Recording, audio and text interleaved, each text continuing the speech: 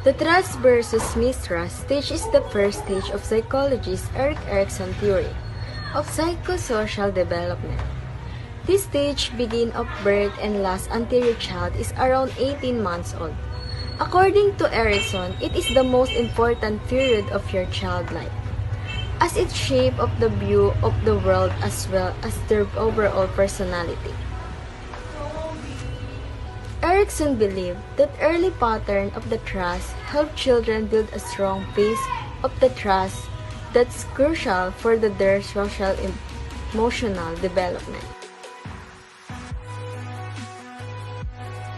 Developmental task, any skill that must be mastered or personal change that must be take place for optimal development. Shane Falco, he is well-trained in terms of his ability to play, and he is skilled at adopting strategies that will benefit the competition and his personal life.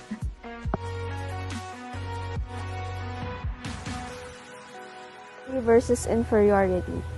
The fourth stage of social-emotional development takes place from around 6 years of age to puberty. This stage is associated with mastering the developmental task of industry. At each point in development, people cope with the psychosocial crisis. In order to resolve this crisis, children and adults are faced with mastering the developmental task primarily to that stage. In this movie, they didn't show the childhood of every football player. But of course, it is part of every person's development of experiencing the industry versus inferiority stage. And I believe that if the skill is successfully achieved, it leads to an ability that contributes to lifelong well-being.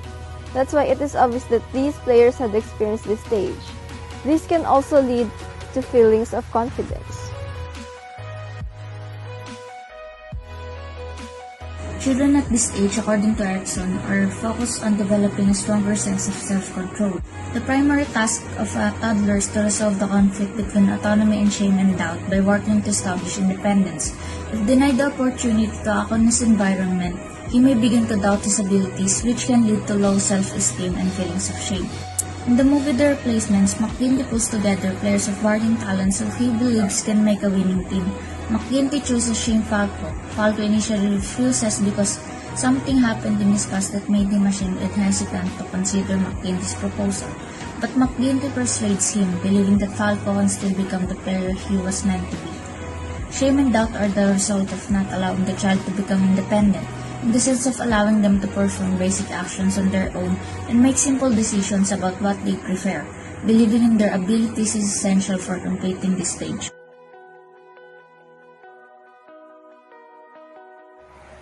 Initiative versus guilt. It is a conflict between learning to take initiative and overcoming feelings of guilt about doing so. In the movie of The Replacements, Shane Falco is assigned to be the leader of the team. At first, Shane is afraid of his teammates and they don't have teamwork, but little by little, he gains his teammates' trust and works seamlessly. Not until the playoffs is coming, Coach decides to remove Shane Falco. Coach and his friend have an agreement not to interfere with his coaching and members. But his friend don't have trust in Falco and decide to change Falco to Metal. His coach is guilty about removing Falco, but insists on removing so.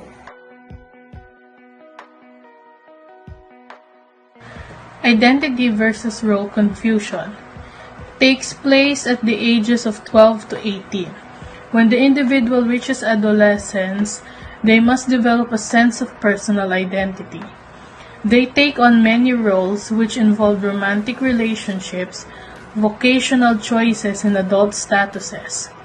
During this time, when adolescents fail to reach their sense of true self, they become trapped in role confusion, otherwise known as negative identity.